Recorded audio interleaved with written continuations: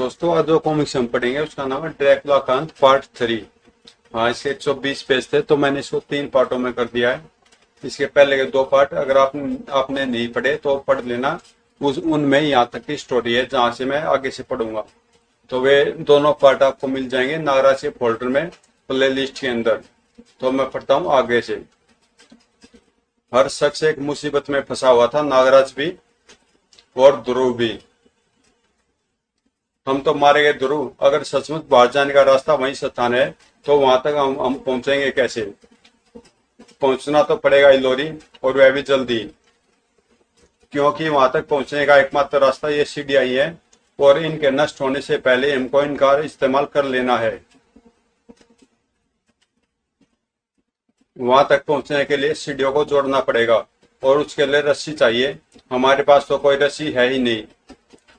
रस्सी का काम तो मेरी स्टारलाइन कर सकती है, लेकिन वह विद्युत की सुचालक होती है, उसका इस्तेमाल करना ठीक नहीं है।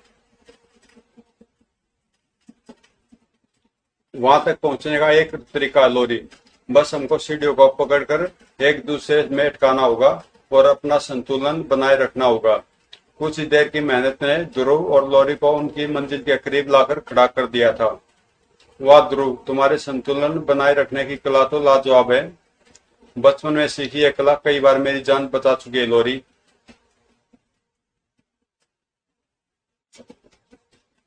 अब हम बिजलियां उगलते छेद के पार कैसे जाएंगे?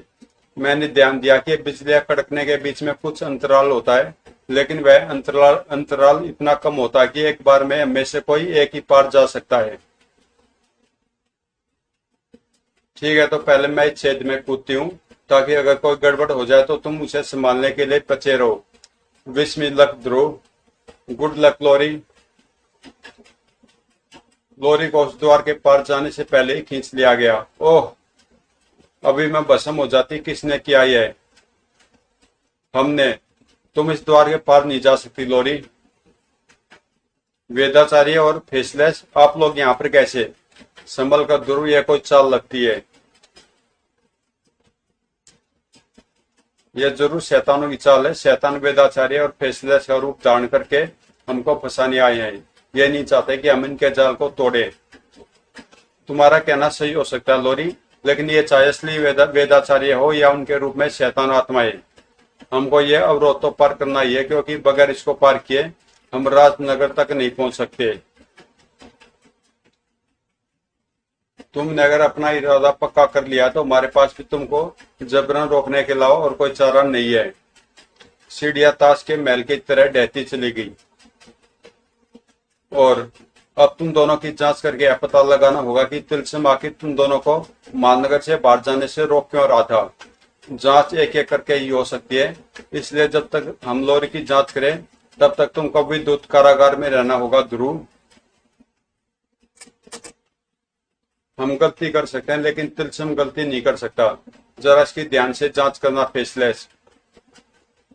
तिलस्म यानी हम तिलस्म में हैं, तब तो ये सचमुच असली वेदाचारी हैं, लेकिन मेरे पास इनको समझाने का वक्त नहीं है। मुझे जल्दी से जल्दी लोरी के साथ राजनगर पहुंचना है। न जाने तो चंडिका और ब्लैक कैट जिंदा होंगी भी या नहीं, पर लोरी के पास पहुंचने के लिए मुझको इस विद्युत कारागार से निकलना होगा। पर अगर मैंने ऐसी कोशिश की तो विद्युत मुझे जलाकर राख खाक कर देगी। अब कैसे निकलूंगा मैं इस कारागार से? और उससे भी बड़ा सवाल यह है कि लोरी को लेकर मैं ऊपर तैरे द्वार तक अब पहुंचूंगा कैसे? एक तरीका है, लेकिन मुझे ध्यान रखना होगा कि वेदाचार्य मुझ पर वार न कर पाए। और लोरी की जांच पूरी हो पाने से पहले ही मुझको ये टक्कर किसने मारी? ये टक्कर मैंने मारी है। ध्रुव, तो तुम विद्युत कारागार से आजाद कैसे हो गए? आपकी 13वीं सीढ़ियों की मदद से। विद्युत लकड़ी पर असर नहीं करती, यही सोचकर मैंने स्टार ब्लेड की मदद से सीढ़ियों को काटा और स्टार लाइन की मदद से यह रोलर बना डाला। बिजली की सी फुर्ती के से ध्रुव ने दोनों के हाथों को उनके पीछे बांध दिया। हाथ बांधने के लिए माफी चाहता हूँ वेदाचार्य, लेकिन मैंने देखा कि आप 13वीं शक्ति हाथों से ही छोड़ते हैं, इसीलिए यह करना जरूरी है। ठीक है ध्रुव, तुमने हमको तो रोक लिया, लेकिन अब बगैर हमारी मदद के तुम इस तिलस्म के द्वार तक कैसे पहुंचोगे? अब तो इतनी सीढ़ियां भी नहीं बची है जो तुमको उस ऊंचे द्वार तक पहुंचा सके। एक रास्ता बंद होता तो दूसरा रास्ता खुल जाता फेसलेस, वहां तक हमको पहुंचाएगा। बांसों को जोड़कर बनाइए लंबा बांस। तैरती सीढ़ियों के ऊपर दौड़ते ध्रुव ने गति पकड़ी और बांस का छोर उस सीढ़ी में जा अटका जिसको वेदाचार्य और फेसलेस का वजन सीधा रखे हुए था। बांस का दूसरा छोर तेजी से हवा में उठकर तिलिस्म के द्वार की तरफ बढ़ा। बस अब इस वक्त बिजली न चमक उठे। बिजली नहीं चमकी और ध्रुव तथा लोरी के शरीर उस छेद को पार करते हुए तिलिस्म के बाहर जा गिरे। आहा, हम सफल हुए। लोरी होश में आओ, अब हमको जल्दी से जल्दी राजनगर पहुंचना है। लेकिन लोरी की हालत अभी भी ठीक नहीं थी। ओह ओह, ये तुमको क्या हो रहा लोरी? इसकी इस हालत के जिम्मेदार तुम हो ध्रुव। वेदाचार्य? हाँ ध्रुव। और तुम ये जरूर जानना चाहोगे कि लोरी क्यों तड़प रही है। इसका कारण है इसके शरीर के अंदर ड्रैकुला का मौजूद होना। वह ड्रैकुला जो अब तक तो लोरी के शरीर में सूक्ष्म रूप में मौजूद है, लेकिन अब तिलस्म टूटने के बाद वह धीरे धीरे इस कैद से आजाद हो रहा है। ओ माय गॉड, लेकिन ड्रैकुला लोरी के शरीर के अंदर पहुंचा कैसे? लोरी तो ड्रैकुला के गायब होने के बाद मेरे साथ महानगर पहुंची थी। पक्के तौर पर तो नहीं कह सकते, लेकिन मेरा अनुमान है कि मेरे द्वारा पैदा की गई तिलिस्मी आंधी ने ड्रैकुला को सूक्ष्म जीवी के आकार का बनाकर किसी वस्तु जैसे कि पेड़ के अंदर डाल दिया होगा और फिर वहां से ड्रैकुला का संपर्क लोरी के शरीर से हुआ होगा और वह लोरी के शरीर में पहुंच गया होगा। यही कारण था कि तिलस्म लोरी को महानगर से बाहर जाने से रोक रहा था। वेदाचार्य का अनुमान एकदम सही था। ड्रैकुला के साथ ऐसा ही हुआ था। पहले वह वृक्ष के अंदर ही था और जब उसी वृक्ष ने ड्रैकुला द्वारा काटकर वैम्पायर बनाए गए सूक्ष्म जीवों को निगल दिया था, तो वही वृक्ष वैम्पायर गुणों से युक्त होकर वैम्पायर विनाश वृक्ष बन गया था। सूक्ष्म जीवियों को और ड्रैकुला को कष्ट पहुंचाने वाली प्रकाश किरणें सूर्य की किरणें थीं और ड्रैकुला के शरीर में धंसने वाले काले कांटे लोरी के रोए थे। क्या अब ड्रैकुला को रोकने का कोई तरीका नहीं है? ड्रैकुला जिस वार से एक बार आता है दूसरी बार नहीं आता, क्योंकि उसका शरीर उस वार के खिलाफ प्रतिरोधक क्षमता पैदा कर लेता है। हम कोशिश तो जरूर करेंगे, लेकिन इस बात की कोई गारंटी नहीं है कि इस बार भी ड्रैकुला पर यह तिलिस्मी शक्ति असर करेगी। ड्रैकुला एक बार फिर दुनिया के सामने आने वाला था और उसको रोकने का एकमात्र तरीका था उसके जी उठने से पहले उसका दिल ढूंढ निकालना। और इस काम को पूरा कर पाना सिर्फ नागराज के बस की बात थी, जो इस वक्त अपनी जान को बचाने का तरीका ढूंढ रहा था। मेरी हर शक्ति का जवाब इसके पास है, क्योंकि तस्वीर में तो जो चाहे वह बनाया जा सकता है, लेकिन वह चीज ये ड्रैकुला ही बना सकता है, क्योंकि ये इसकी तस्वीर है।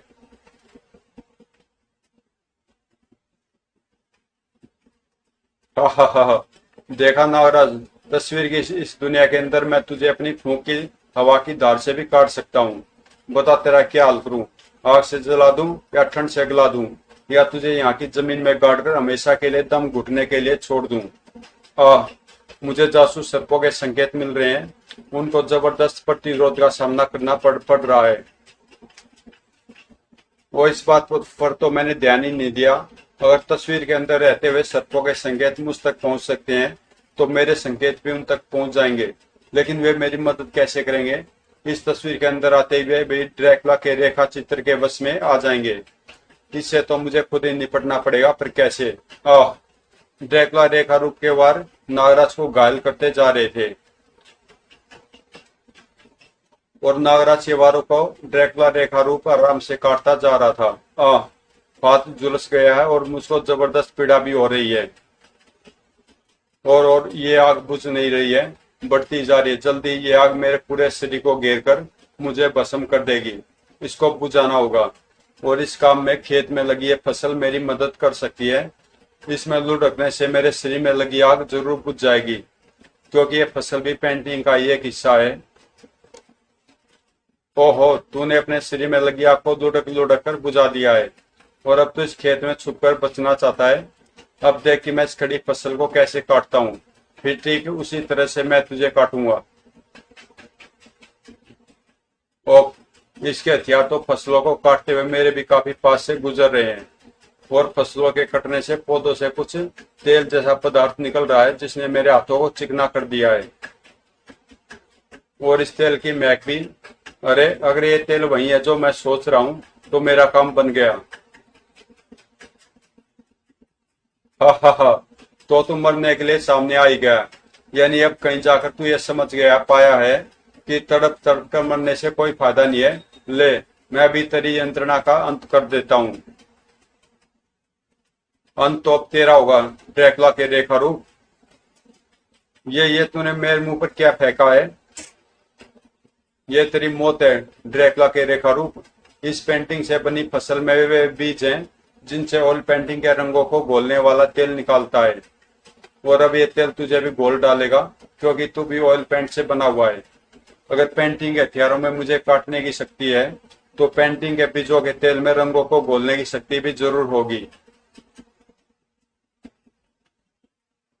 ठीक कहा तूने नागराज, ये तेल मुझे घोल डालेगा, लेकिन ये तेल मेरे साथ साथ पूरी तस्वीर को भी घोल डालेगा, और तस्वीर के साथ साथ तू भी घुल जाएगा, क्योंकि अब तू भी इसी तस्वीर का एक हिस्सा है। तू नहीं बचेगा नागराज। ओह, ये मैंने क्या कर डाला? अपनी मौत का सामान खुद ही तैयार कर लिया। मुझे इस तस्वीर से बाहर निकलना ही होगा, पर कैसे? क्या रास्ता इस तस्वीर से बाहर निकलने का? वह प्रेत, हाँ, मैं इस तस्वीर में तभी घुसा था जब उस प्रेत ने मुझे तस्वीर के अंदर घुसाया था। अगर उस प्रेत में तस्वीर के अंदर घुसाने की शक्ति है, तो बाहर निकालने की शक्ति भी होगी। बस वह प्रेत अगर काम गायब नहीं हुआ हो तो मेरा काम बन जाएगा।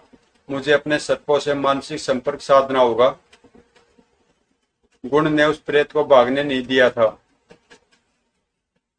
नागराज के मानसिक संकेतों के इशारे पर किले में घूमते जासूस सर्पों ने गुण के शिकंजे में जकड़े उस प्रेत के हाथ को जकड़ लिया, और फिर वह हाथ पेंटिंग की दुनिया में जा घुसा। नागराज ने उस हाथ को थामने में एक पल भी नहीं गवाया, और अगले ही पल नागराज उस हाथ के सारे पेंटिंग से बाहर आ चुका था। अब प्रेत का काम समाप्त हो चुका था। बधाई हो नागराज, इस तस्वीर से जिंदा बाहर आने वाले तुम पहले प्राणी हो। तुम अगर प्रेत को रोक कर न रखते तो मैं ये कभी न कर पाता। अब आओ, मुझे शायद ड्रैकुला के दिल का पता लग गया है। कैसे? ड्रैकुला का दिल अभी भी नागराज की पहुंच से दूर था, लेकिन ड्रैकुला का शरीर आजाद हो रहा था। ड्रैकुला वाकई लोरी के शरीर के अंदर है। वह लोरी के शरीर को फाड़कर बाहर आना चाहता है। कुछ कीजिए वेदाचार्य। मैंने लोरी की नस काट दी ध्रुव। अब लोरी का लहू बाहर बहेगा, और उसके साथ साथ ड्रैकुला भी आजाद हो जाएगा। इस पर वार प्रोफेसर तिलिस्मी शक्ति का संयुक्त वार शायद इसको संभलने से इसे पहले ही काबू में कर सके। अब मुझे रोकना तेरे बस की बात नहीं है बुड्ढे। अब तिलिस्मी शक्ति ड्रैकुला का कुछ नहीं बिगाड़ सकती। अब ड्रैकुला का कोई भी कुछ नहीं बिगाड़ सकता, क्योंकि ड्रैकुला ने अमृत चख लिया है। अब हम इसको नहीं रोक सकते। चलो, तुम्हारी एक परेशानी तो दूर ही दूर।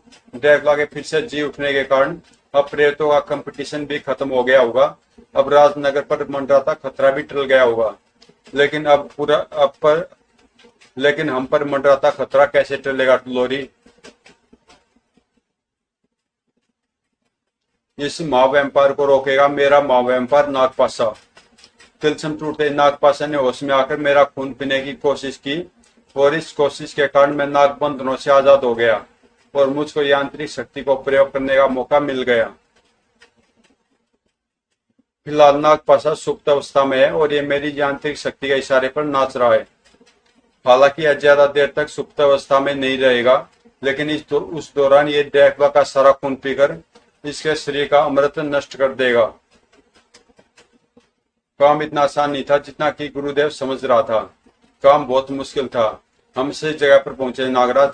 ड्रैकुला का दिल इसी ताबूत के अंदर है, लेकिन ताबूत की रक्षा ड्रैकुला के चुनिंदा खूंखार सेवक कर रहे हैं।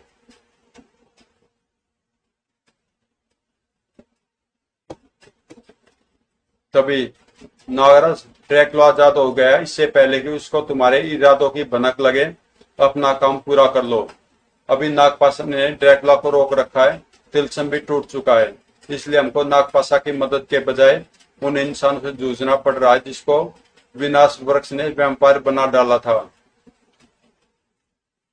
क्या हुआ नागराज, बड़ी गड़बड़ हो गई। गुण, ड्रैकुला जिंदा हो गया है। अब इससे पहले कि वह यहाँ धमके, हमको उसका दिल हासिल कर लेना है। ड्रैकुला के इन सेवकों में हमको घंटों तक रोके रखने की क्षमता है नागराज, फिर भला हम दिल तक कैसे पहुंचेंगे। एक ही रास्ता है गुण, अब मुझे मानस रूप में बदलने का खतरा उठाना ही पड़ेगा, क्योंकि इस रूप में ये आत्माएं मुझ पर हावी हो सकती हैं, लेकिन इसके अलावा अब और कोई चारा नहीं है। तिसक सर्प। नागराज का मानस रूप सामने आते ही उसका सामान्य शरीर इच्छाधारी कणों में बदलकर अदृश्य हो गया। अब क्या करोगे नागराज, ताबूत तक तो तुम अभी भी नहीं पहुंच पाओगे। अब ठीक कहा तुमने गुण, लेकिन अगर हम ताबूत तक नहीं पहुंच सकते तो ताबूत को अपने पास लाना होगा। मानस नागराज फर्श में घुसता जा रहा है। वो हम पहली मंजिल पर हैं, वह भूतल पर जा रहा है, पर क्यों? जल्दी जवाब मिल गया। मेरे मानस रूप में बदलने से पहले ध्वंसक सर्पों को ताबूत के नीचे बिछा दिया था। अब फर्श टूट गया और ताबूत के साथ साथ ड्रैकुला का दिल भी मेरे पास आ गया है। अब मुझे मानस रूप त्याग कर सामान्य रूप में आना होगा। मेरे साथ आओ गुण। पर कहा नागराज, हम बाहर कैसे जाएंगे? ड्रैकुला के शैतान सेवक हमारा पीछा नहीं छोड़ेंगे और किले के अंदर हम पर इनकी शक्तियां भारी पड़ेगी। घबराओ मत गुण, हम जमीन के नीचे से जाएंगे। मेरे सर्पों ने सुरंग पहले से ही खोद रखी है और हमारे पीछे से मेरे सर्प सुरंग को बंद भी करते जाएंगे। ड्रैकुला के सेवक हमारे पीछे नहीं आ पाएंगे और हम आराम से ड्रैकुला के दिल के साथ इस किले से बाहर निकल जाएंगे। यहाँ पर ड्रैकुला के सेवकों से हमको कोई खतरा नहीं होगा। अब इस दिल को नष्ट करना है। दिल ऐसे नष्ट नहीं होगा नागराज। दिल और ड्रैकुला तभी नष्ट होंगे जब वे एक दूसरे के साथ जुड़े हुए हों, पर ड्रैकुला ये बात नहीं जानता। हमको ड्रैकुला के पास जाना होगा नागराज। ड्रैकुला को रोक पाना अब शायद नागराज और गुण के लिए भी मुश्किल होने वाला था, क्योंकि ड्रैकुला अजय हो चुका था। हट जा मेरे रास्ते से नागपाशा। वैसे तो मैं तेरा मृत मिश्रित रक्त पूरा पी लेता, लेकिन एक वैम्पायर दूसरे वैम्पायर का रक्त नहीं पी सकता, इसलिए मैं तुझको सिर्फ टुकड़ों में काट काट कर छोड़ दे रहा हूँ। वैसे भी अपने गुलाम वैम्पायरों को नष्ट करना मेरी आदत नहीं है। यह नागपाशा की नहीं बल्कि मेरी आर है। स्वरे नागपाशा को मैं यांत्रिक शक्ति की मदद से ठीक तरह से कंट्रोल नहीं कर पाया, पर अब क्या होगा? कैसे रुकेगा ड्रैकुला? जिस दुनिया पर राज करने का सपना हम देख रहे थे, उस पर ड्रैकुला जैसी शैतानी ताकत का राज हो जाएगा। अब मैं इंसानों को वार करने का मौका नहीं दूंगा। अगर ड्रैकुला को दोबारा परेशान करने का दुस्साहस किया गया तो पूरी धरती को मैं एक दूसरा नर्क बना दूंगा। आग के दरिये में बदल दूंगा धरती की सतह को। और ड्रैकुला ने समुद्र के अंदर छुपे ज्वालामुखी को ऊपर उठा दिया है। देखो नमूना कि ड्रैकुला धरती को नर्क कैसे बनाएगा। देखो, बुड़ बुड़ बुड़। ज्वालामुखी उस इशारे के साथ फट पड़ा।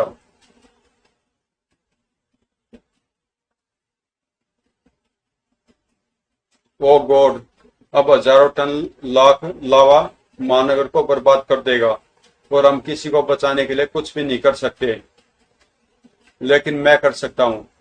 अरे वाह, लावा फिर से ज्वालामुखी में वापस समा रहा है। किसने किया है ड्रैकुला का रास्ता रोकने का अपराध?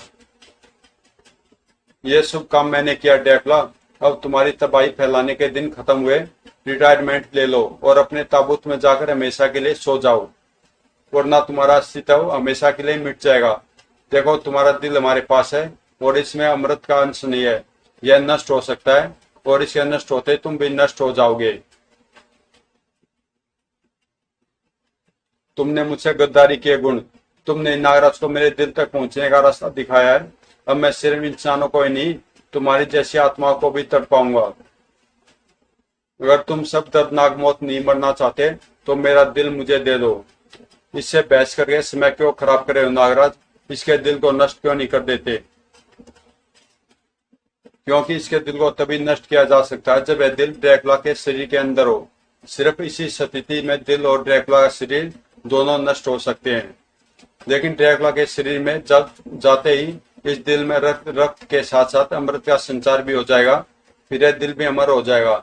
तब इसको नष्ट कैसे करोगे? इसके लिए गुण हमारी मदद करने के लिए तैयार है। जैसे ड्रैकुला का दिल इसके शरीर में पहुंचेगा, गुण समय की रफ्तार को कम कर देगा और इसका रक्त इसके दिल तक पहुंचने से पहले ही वह एक क्रॉस को इसके दिल में घुसा देगा। लेकिन अगर ऐसा न हो पाए तो ड्रैकुला फिर कभी खत्म नहीं होगा। क्या फुसफुस कर रहे हो? अपने चारों तरफ मंडराते खतरों को देखो। मेरे एक इशारे पर पूरी दुनिया के इंसान देखते देखते प्रेतों में बदल जाएंगे और मैं ऐसा नहीं चाहता, क्योंकि फिर मैं खून किसका पीऊंगा। और रही दिल की बात तो वह तुझको देना ही पड़ेगा। और इसके दिल ने तो एकाक तेजी से धड़कना शुरू कर दिया है। मैं इसको ठीक से पकड़ नहीं पा रहा हूँ। लो ड्रैकुला, पकड़ो अपना दिल और दफा हो जाओ। जो मैं चाहता था वही हो गया। हा हा हा, तुम उतने बेवकूफ नहीं हो जितना मैं समझ रहा था, उससे कहीं ज्यादा हो। क्योंकि एक बार मेरा दिल मेरे पास आ गया तो फिर मुझको किसी भी खतरे का डर नहीं। अरे तूने मेरा दिल बीच में लपक लिया, एक मामूली इंसान की इतनी हिम्मत। ध्रुव ने एक आखिरी कोशिश तो की थी, लेकिन उसकी एक कोशिश काफी नहीं थी। आह कड़क, दोबारा कभी ऐसी हरकत की तो तेरा सीना फाड़कर तेरा दिल उसमें से बाहर निकाल लूंगा। ड्रैकुला का दिल उसके शरीर में घुसते ही गुण ने अपना काम शुरू कर दिया। चारों तरफ समय धीमी गति से चलने लगा और गुण वह लकड़ी का क्रॉस लेकर तेजी से ड्रैकुला की तरफ लपका। या लेकिन ड्रैकुला अपने स्थान से गायब हो चुका था। मुझे पता था तू अपनी इसी शक्ति का प्रयोग करेगा गुण, इसलिए मैंने अपने हृदय को अपने शरीर में अंदर डालने के साथ अदृश्य होने की प्रक्रिया भी शुरू कर दी थी। जब तक तूने समय की रफ्तार को कम किया तब तक मैं अदृश्य हो चुका था। तेरी चाल नाकामयाब रही गुण, गद्दार। गुण के होश खोते समय की गति सामान्य होगी। तुम्हारा कहना सच हो गया ध्रुव। अब तो ड्रैकुला का हृदय भी अमृत पीकर अमर हो चुका है। अब दुनिया का विनाश रोकना बहुत मुश्किल है। नहीं नागराज, अभी भी बात नहीं बिगड़ी है। ये देखो, ग्रिज का मिनी स्प्रे, जिसको मोटरसाइकिल में डालने की वजह से मैं हमेशा अपनी यूटिलिटी बेल्ट में रखता हूँ। मैंने ड्रैकुला के हृदय पर इस स्प्रे द्वारा ग्रीस की एक परत चढ़ा दी है। अब कुछ देर तक इस परत के कारण उसके हृदय का संपर्क उसके रक्त से नहीं हो पाएगा। हमको इसी दौरान ड्रैकुला को इस क्रोध से खत्म करना है। गुड वर्क ध्रुव, ये हमारे पास आखिरी मौका है। अपने अमरत्व पर गुमान कर रहे ड्रैकुला को अपने ऊपर होने वाले किसी भी हमले के कामयाब होने की फिक्र नहीं थी, इसीलिए असावधानी में वह नागवार बचा नहीं पाया और उसके जमीन पर गिरते ही नागराज और ध्रुव ने वह क्रॉस उसके सीने में घुसाने में एक पल भी नहीं गंवाया। अब तेरा अंत होगा ड्रैकुला, क्योंकि तेरा हृदय भी अमर नहीं हो पाया है। अब अपने हृदय के साथ साथ तू भी खाक में मिल जाएगा। आह, मैं मर गया। मेरे दिल में क्रॉस घुस गया है। अरे दूर हट, क्योंकि क्रॉस मेरे दिल में नहीं दसा है। ये क्या ध्रुव, इस पर तो क्रॉस घुसने का कोई असर ही नहीं हुआ। तुम इंसान ये समझते हो कि जहां पर तुम्हारा हृदय लगा होता है हर शरीर में वहीं पर हृदय मौजूद होगा। अरे कल के अंधों, ये भी तो सोचो कि जो व्यापार हृदय को शरीर से दूर रख सकता है वे अपने शरीर में सीने के बजाय हृदय को कहीं और भी रख सकता है। मेरे शरीर में मेरा हृदय कहां पर है यह तुम मरते दम तक भी नहीं जान पाओगे, क्योंकि तुम्हारी मौत का वक्त कुछ ही पल दूर है। इन दोनों से दूर हट ड्रैकुला। मेरे वार चाहे तुझे मार न पाए, लेकिन तुझे रोक कर तो रख ही सकते हैं। थैंक्स लोरी। दिल अभी तक तेज से धड़क रहा है। ऐसा लग रहा है कि मानो मेरी गर्दन किसी लोहे के शिकंजे में। ओह, मुझे मिल गया इसके हृदय को ढूंढने का तरीका।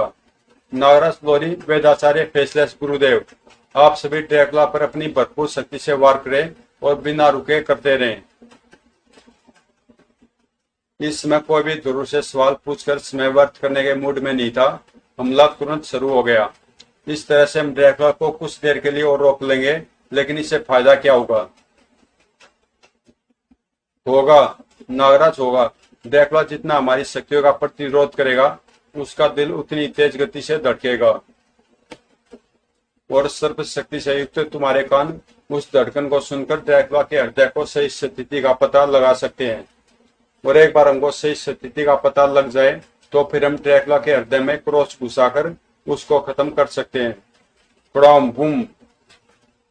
मैं ड्रैकुला की धड़कन सुनने की कोशिश करता हूँ। पता नहीं इतने शोर में वह धड़कन सुनाई देगी भी या नहीं। ड्रैकुला पर बिना रुके वारों की बरसात होती जा रही थी और उसके दिल की धड़कन बढ़ती जा रही थी। मिल गया, मुझे इसके हृदय का पता मिल गया ध्रुव। इसका हृदय इसकी बाई जांग में रखा हुआ है। फिर देर किस बात के नाराज, अब तो बस इस क्रॉस को उठाकर इसके हृदय में घुसा देना है। शक।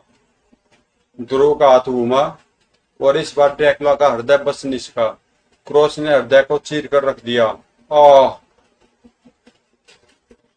और इस बार ड्रैकुला सचमुच चीख उठा। तुम लोगों ने मेरे हृदय को कैसे ढूंढ निकाला? कैसे पता चला तुमको इसकी स्थिति का? और मेरा हृदय अमर क्यों नहीं हुआ? ड्रैकुला का शरीर एक बार फिर धूल में बदलता चला गया। दुनिया पर छाया आतंक खत्म हो चुका था। अब चारों तरफ शांति थी। तुम दोनों ने तो वाकई कमाल कर दिया ध्रुव और नागराज।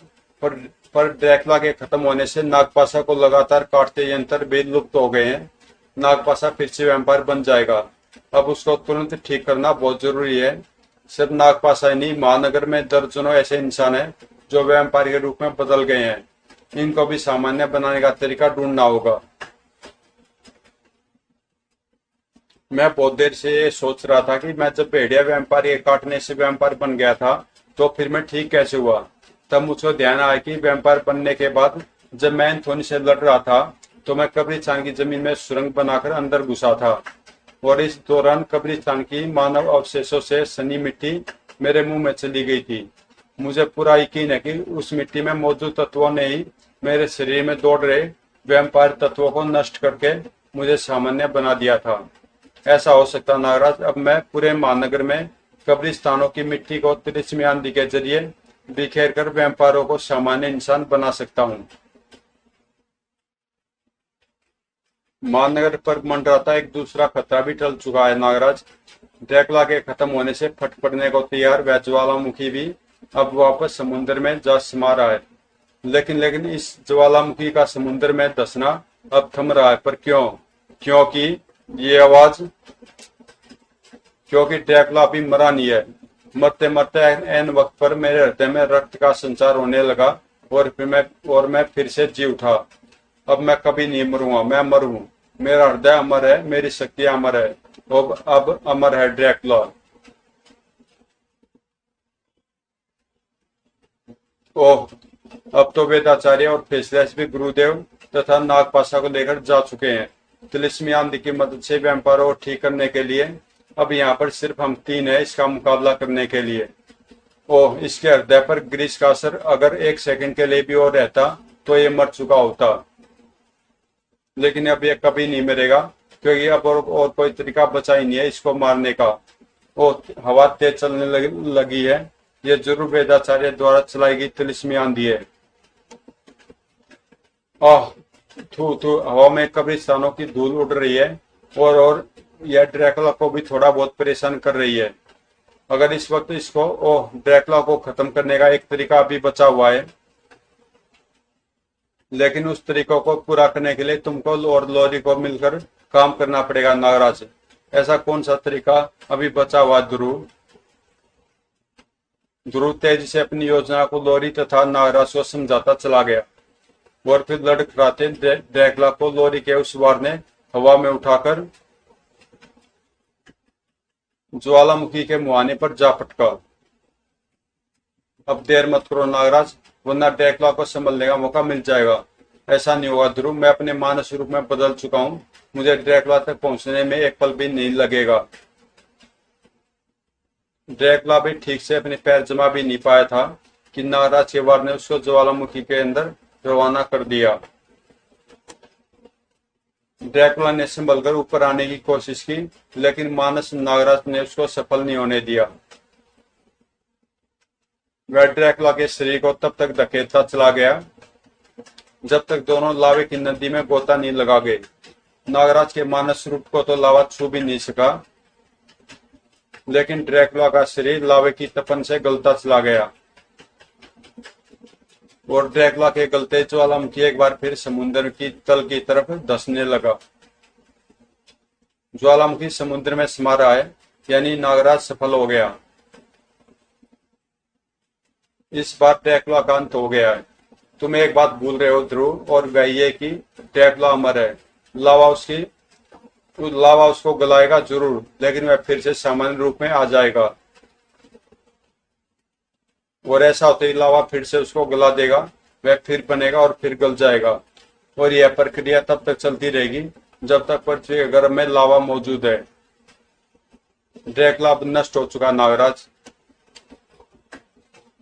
और फिर नागपाशा से तो वैम्पायरों के लक्षण लुप्त हो गए थे, लेकिन उसके ठीक होते गुरुदेव और नागपाशा न जाने कहां भाग खड़े हुए। उनको तो एक न एक दिन पकड़ ही लेंगे वेदाचार्य। फिलहाल तो महानगर में वैम्पायर बने लोगों को स्वस्थ करना आवश्यक था।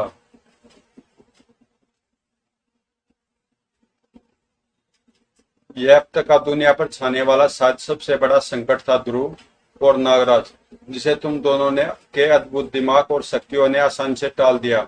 ड्रैकुला भी चाहे मरा न हो, लेकिन वह मरे के बराबर ही है।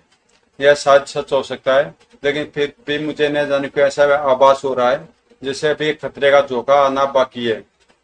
तुझे सही आभास हो रहा लड़की। तुम लोगों ने मेरे शरीर को तो एक कभी न खत्म होने वाले विनाश चक्र में फंसा दिया है, लेकिन मेरी आत्मा अभी भी आजाद है। अब मैं तलाश करूंगा शक्तिशाली शरीरों की और फिर मचाऊंगा दुनिया में कोलाहल।